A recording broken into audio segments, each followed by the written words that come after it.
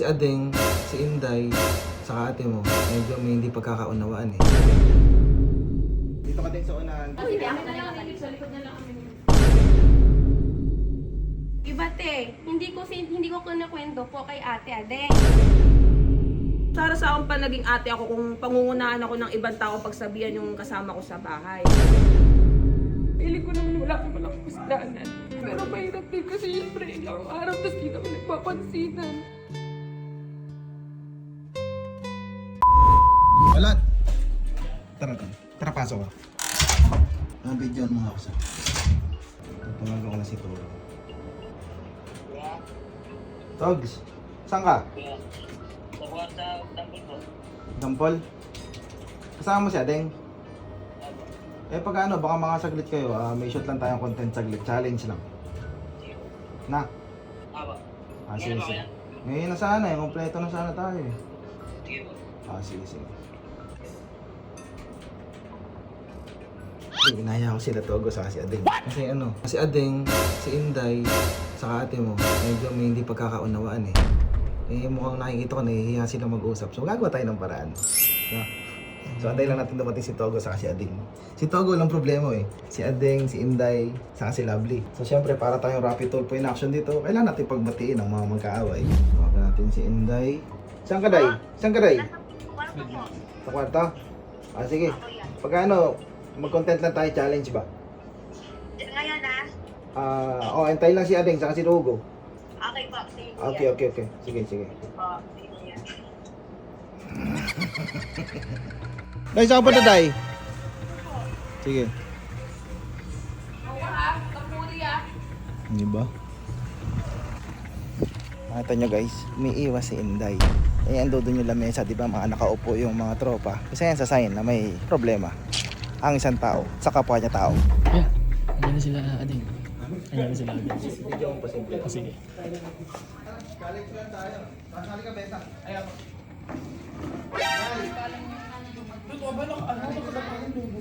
Ano to, video nga ba? Sige. Guys, challenge tayo. Ano to? Guess the logo. Hindi tayo pila kayo, partner. Ako yung pinaka-director ng laro. Ayan. No, kailangan babae sa babae. Kailangan sa lalaki. Sige, kailangan balance natin yung matalino sa kaposo. Ayoko na naman po. Ako bobo. Deng, dito ka ding. Tapos ikaw, dito ka, tabi ka niya. Sabi kami Inday. Dito ka din sa unahan, Pero tapos... hindi balance yung kuya. Bakit? Bobo kami dalawa. Ako kami dalawa po. Sige, ako na lang ang sa likod na lang kami. Ako na rin matalik. Ano ba yan, Pi? Kasi nga naman. So, yan. Ate, sa likod na nga lang ako. Dito kami. Ngayon dalawa na lang Inday, sige. Ayun kami nakalan ni Mitch, magkasinahit ka nga kami. Napapilak eh. Ano ba, hirap naman. Mag-challenge ang ganito. Kaya na lang, sige, ibahin na lang natin challenge. Yung pabilog na lang. Kapit-kapit na lang ang kamay. Hindi, sige, ganito na lang. Unahan na lang, touchdown na lang tayo. Pangalawa na lang natin gawin yan. Ay, pag ganon. Kasi nasasagot kuya. Oo. Dito ka kasi sa unahan. Sarap nga kami, o Sa ayan. page natin i-upload to eh. Ba't ba kasi ayaw mo kapartner si ate? Hindi nga kami magkahit. Kahit kami ni Mitch. Hindi kayo magkahit o hindi kayo magkasundo ngayon. Ano kakatawa? Ding, tara nga dito, Ding. Ding, tara dito, Ding. Ano ba kasi pinag-aawayan nyo? So, ikaw, Day. Imitingin ko kayong tatlo. Ako ang Alam mo ba challenge, Corbin in kuya? action. Ang challenge dito is kailangan nyo magkabatid tonight. Besang, come here. Alam ko marites ka. Uy, yun ako ka na! Iyak si ate kuya. Ano si Norbin? Asan ba? Tara nga dito, Ding. Ayaw dito tayo sa group, makakamiting lang natin eh. Si Inday na nangiiyak. Hindi umiiyak. B, ayusin nga natin to, kayong ganyan. Kakamiting lang natin eh. B, tara dito kasi nahirapan si Ading magpaliwanag kasi may itim siya. Ay, joke lang. Ayusin nga, Day, tara nga dito, Day. Hindi kasi nga, kakamiting lang natin, tas ganyan kayo. Kahit hindi nyo sabihin sa akin, nararamdaman ko na may hindi okay sa inyong tatlo. Mahula po. Hindi, kahit ganito ako, marites din ako.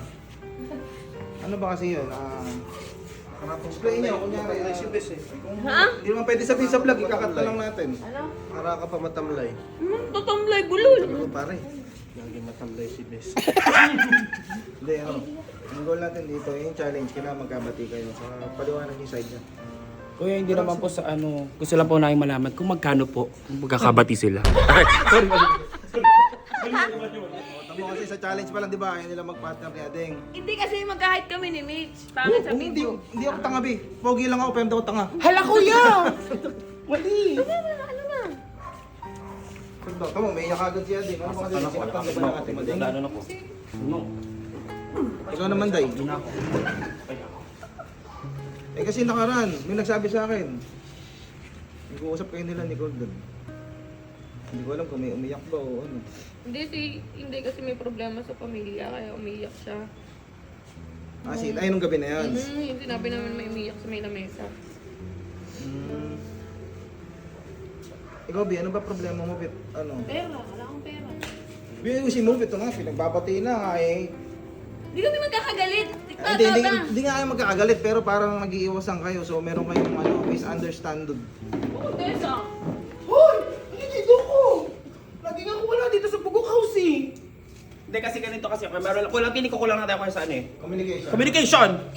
Kaya 5,000 na sa akin. So, tulad ng pinagmeetingan natin nakaraan, di ba? So, i-apply natin yan, syempre. Dito ka kasi sa frame, B. Tama lang nga sasabihin. Sabihin mo na, Bes. Hindi nga, sabihin mo, B, ikakat na lang natin kung di pwedeng i-disclose yung ano. Ala, hindi na ako galit sa kanila eh. O hindi ka nga galit, pero kung mag-iiwasan kayo, parang kayong magkakagalit din. No? Tamo, hindi man naiyak si ating niya kung ibig sabihin, mabigat na yung dinaramdam ni ating. Hindi ka nga masisisi si ating dahil... Kasi, Ako din po. paliwanag mo, B, kasi tulad sabi ko, nahirapan magpaliwanag si ating. Babe ko sa'yo. Sinasabi na naman si Ash. Hindi, ano ba, yung totoo ba yung nasagap ko yung tungkol ba kay, ano? Ano? Hindi naman kay Jen Finger. Bakit ito ka na ako ni Jenjen Finger? Hindi, ewan ko eh. Ano ba talaga, B? Kailangan natin Hindi, magkaayos. kasi ganito yon.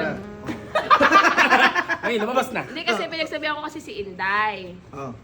Totally kay Inday talaga ako nainis kasi pinagsabihan ko siya nung araw na nung sabi ko boss-bossan ako pag-utos kay Jenjen. Akala ko naman tinanggap ni Inday yung pinagsabihan ko siya. So, nagulat na lang ako nung kagagaling nila sa gym, bigla doon nagsalita doon si Ading doon sa loob na sige simula bukas hindi na ako mag-uutos. Parang wala naman siyang alam doon sa nangyari nung tanghali. Kumbaga, nung sinabi ko yon is para kay Inday. So, ang nangyari kasi kaya nainis ako, parang pinangunahan ni Inday yung dapat pagsasabihan ko si Adeng. Kumbaga, nawalan na ako ng action. Kumbaga, para pag-ayusin ko si Jenjen sa si Adeng. Ngayon, di pinagsabihan ko, akala ko okay na. Sabi ko, sige, sabi ko na lang, ang ayos pa nga na-approach ko kay Inday. Sabi ko, Inday, susunod ka ako pag may mag-uutos ka ako kayo, pwede naman ka ako si MJ. Kasi ka ako si Jenjen ka ako, marami ka akong ginagawa. O di okay na, umuon naman sabi niya, hindi naman daw siya nag-uutos. Sabi ko, susunod ka ako, pwede ka ako, gano'n na lang, iutos ko na lang, pwede ba ka ako, iutos na lang ka ako. Iutos mo na lang kay MJ. Tulad daw nung parang nagalit daw si Inday ata kay Jenjen. Hindi ko alam yung storya, pero pinagsabihan ko na si Inday sa si Jenjen, no? Tapos nagulat ako nung gabi nga, pag uwi nila galing gym, nagsalita daw si Ading doon. So, ibig sabihin, nagkwento na si Inday. Nagkwento na si Inday ng hindi ako kaharap. Kumbaga, hindi ko na ipaliwanag yung sa pag dapat i-good side ko sana yung paliwanag ko parang magkaayos sila ni Jenny kasi nagkatampuan talaga si Jenny at saka si Adeng. So parang sabi ko, para sa akong pa naging ate ako kung pangungunahan ako ng ibang tao pagsabihan yung kasama ko sa bahay. Ano ba yung sinabi mo, Day? Yan, sa'yo naman, Day. Okay, ito ate. Ako din po, nagtampo. Kasi ganito po kasi nangyari. Sinabihan ako ni ate. Tinanggap ko po yun. Kasi sabi ni ate, gagaling ko palang, inutosan kasi ako ni Ading kasi hindi siya makakapunta.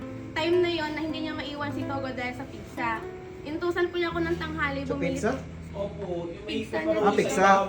Pizza. Pizza, okay. Inutosan po ako ni Ate Adeng, ako yung bibili ng ulam. Ngayon po, si Jenjen may ginawa, kaya doon ako kay MJ nagpasama. Pag uwi ko po noong time na yung tanghali, kinausap ako ni ate. Tinanggap ko po yun kasi, syempre minsan naman po, hindi naman po ako magsisinungaling, minsan mautusan namin si Jenjen.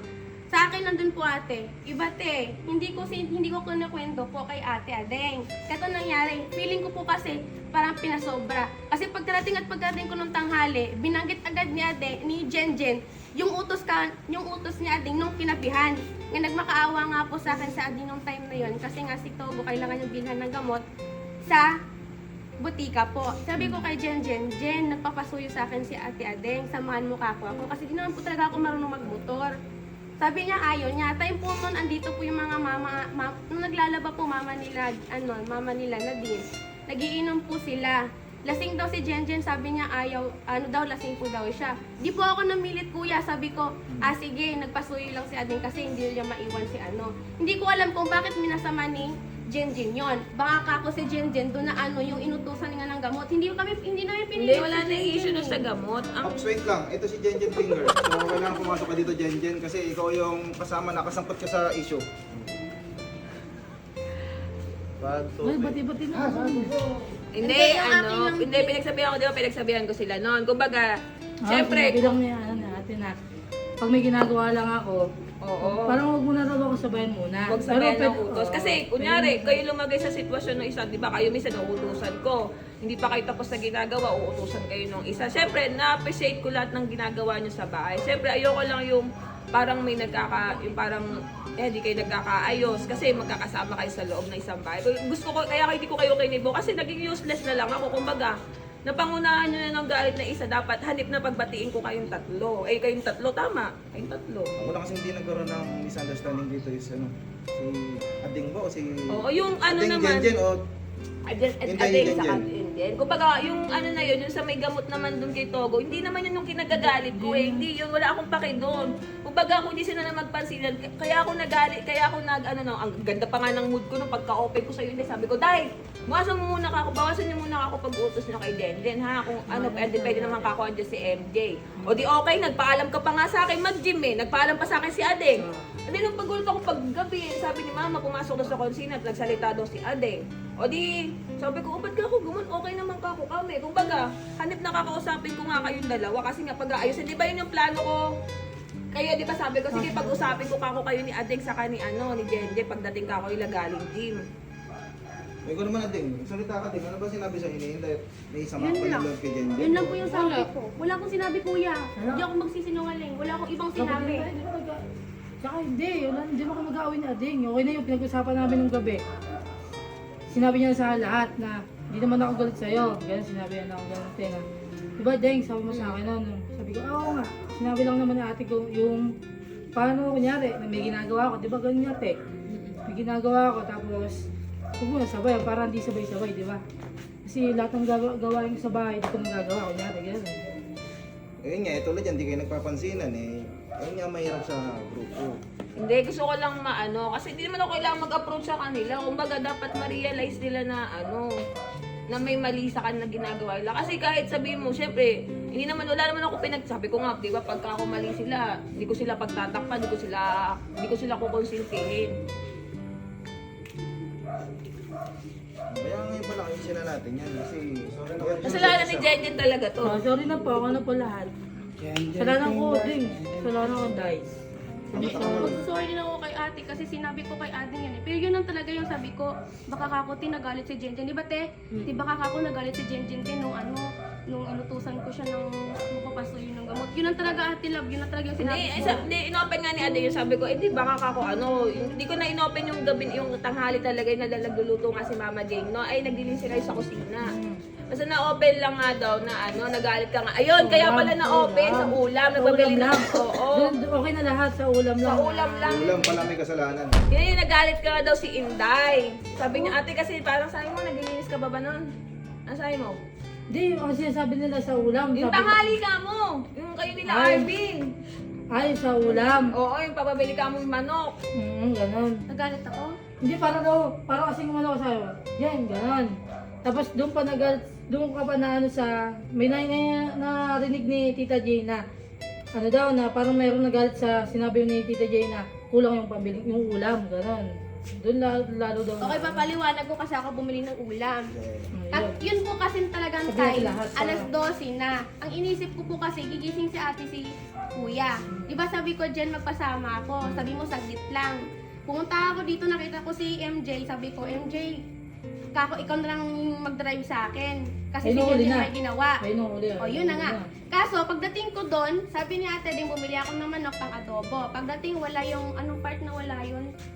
Yung Legs. Hindi, merong legs tsaka ano, ang nabili ko pakpak tsaka legs.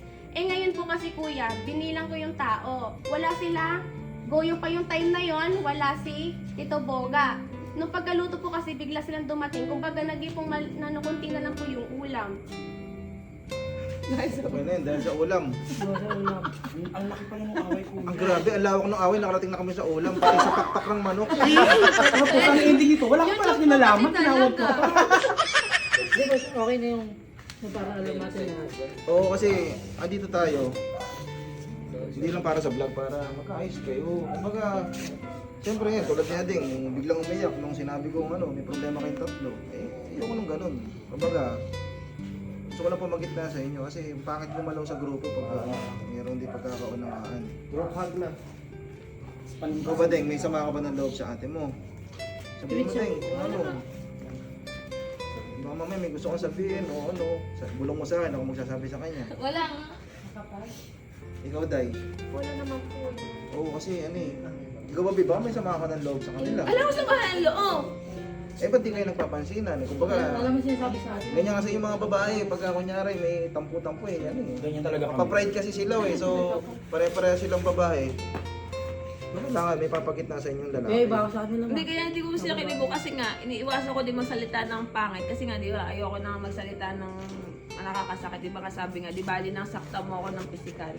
Kasi sakta mo ako ng emotional. Ay, pwede suntukin si ate. Hindi rin sabihin, dahil ko sila kinikibo kasi nga, hindi pa ako, hindi pa, ano, kumbaga parang, sabi ko kay Besang nga, hindi, nag-open ako kay Besang, sabi ko nga, wag muna ka ako ikwento. Kumbaga gusto ko may ma-realize ka ako sila na, siyempre, pagka ako sa kailang part ka ako dumating yun, yung parang pagtutulungan, hindi naman sa totally pinagtulungan, kumbaga parang sabi ko, ang hirap ka ako pagsabihan ka ako ni Inday, kumbaga ikinukwento niya ka ako agad, hindi man lang niya ka ako inantay na i-open ko kay Adeng. Ay, ibig sabihin si Inday. Madagdag ka, Day. Kumbaga, yung problema dapat na yun, naayos dapat nung gabi na yun. Di ba excited lang si Inday sabihin kaya Day, kaya inunahan ka niya. Hindi po, ang sinabi ko lang, ano, ay baka nagalit sa'yo si Jen. Yun lang sinabi ko, kuya, wala akong kwento, diba? Oo. Kaya dapat gagawin nyo, huwag kayong makikinig sa isang tao lang, huwag kayong one-sided. Baka mamaya kasi may explanation pa rin yung kabila. Kaya, Dapat kakakausapin ko sila nung gabi pagdating. Eh, kaso pumasok nga raw ang Ading doon, parang nagsalita nga daw na parang ang hirap mag-usap. Sabi ko, hindi naman kako yung pinupoint ko. Kakausapin ko kapag aayusin ko yung dalawa. Eh di nung ano na, di paano ko ako pag-aayusin eh, nagsalita ka ako sa hindi, malay ko ba kung ano yung kinuwento. Eh di hindi ko na lang kinibo, para ako maiwasan ko magsalita ng hindi maganda sa kanila. Siyempre, may pinagsamahan naman kami ng mga yan. una-una si Ading, tagal mo na kasama ni Ading.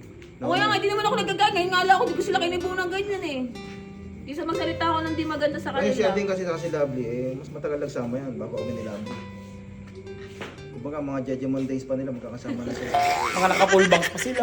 Oo, mga naka-punks not dead, mga pantalon naka-patches pang ganyan. Tsaka Tsaka may sumasabit virgin sila, tsaka sabay-sabay sila sumasabit sa truck dati. So kailangan, yung memories yun na yun eh, ano kung malalim pinagsamahan yun. Kaya yung ganyan. Hindi mo magpe-friendship ako, parang tanga. Aba hindi, siyempre napapansin ko ito, tulad ka rin, di ba nagbablog tayo, ay yung magka-partner rin dalawa. Eh siyempre, pag napanood ng mga viewers at alam din nila na may something. So ngayon pa lang gusto ko na magkaayos kayo kasi nag-meeting tayo sa Cebu, so gusto ko ma-adapt natin to. Kung ngayon nahiya kayong mag-sorry sa isa't isa, mag-usap na lang kayo na ano. Siguro din, sa Inday, baka may gusto lang parating yung ginawa ng ate nyo sa inyo. Kumbaga siguro ate nyo baka nagtampo naman kasi si Inday nauna magkwento kay ano. Alam mo naman mga marites gusto nila, unahan kasi yan pagka kaya hindi natin maiwasan. Hindi, sige, ako na lang po kasi ako na po nagkwento eh. Gusto ko lang po kasi mag-sorry kung bakit po nagkwento ako yun. Yung ganito na lang, Day. Siguro ang pinaka-lesson dito, Day, pag may mga dapat hindi ikwento, na dapat yung isa ang dapat magkwento, huwag mo na lang siguro muna unahan. Ganun siguro. Tsaka siguro ang lesson dito is, kahit i-open sa atin yung isang bagay, pag in-open sa atin lang yon. hayaan natin yung taong nag-open na sa atin, siya yung mag-open dun sa tao na yon. Kasi syempre, minsan iba yung way, iba yung mga words na medyo Kasi na ano na iba ano. yung lamnay ng boses, iba yung... Parang chat, gano'n, Yung text. pag ano, yung pagdi-deliver, baka maibaw eh. Ayun. Kasi nga gusto ko kasi talaga ang pinaka-point ko dito, gusto ko magkaayos dito si Jenjen sa si Ading talaga. Kumbaga gusto ko sila magkaroon ng closure. Kumbaga syempre sila lagi magkasama sa perya, tapos magtambay sa bukid. Pinipili pala na magsama. Nalaman tuloy din pala perya kayo, tsaka pala Pinipili tayo magsama ka, sarado na. Bakit? Sarado na yung perya. Ikaw din, baka may sasabihin ka. Ikaw ba, gusto mo bang magkaroon ng friendship over dahil sa ulam, dahil sa pakpak ng manok? Nakompleto naman pala ang parte. Kaya nga, di ba, ang pangit. Hindi, gusto ko lang mag-sorry kay ate kasi di ba hindi na ako pumupunta dito ng ilang araw. Kasi nga, hindi ko alam kung paano ako. Kasi parang feeling ko naman wala naman akong kasalanan. Parang nahiya lang ako mag-ano sa kanya kasi baka mamay ma-misinterpret ko, mag-iba pa yung mood niya, ganun. Ayoko lang na baka ma-stress si ate kaya hindi na lang din ako nakisabay. Pero mahirap din kasi syempre ilang araw tapos di naman nagpapansinan. Mahirap nga naman yun. Ay, tama lang. Sino nag-aaway ako? Ano yan na? Parang itama ko yung cheque na itama. Tapos hindi Jesus sana sa yakap tong isa. Kasama siya sa... Ano nakap ka na? Pwede sa pamakalan yun. Kuya, pwede daw pumampatulong si Jeje sa bubuksan niyang vlog. Kakaldag.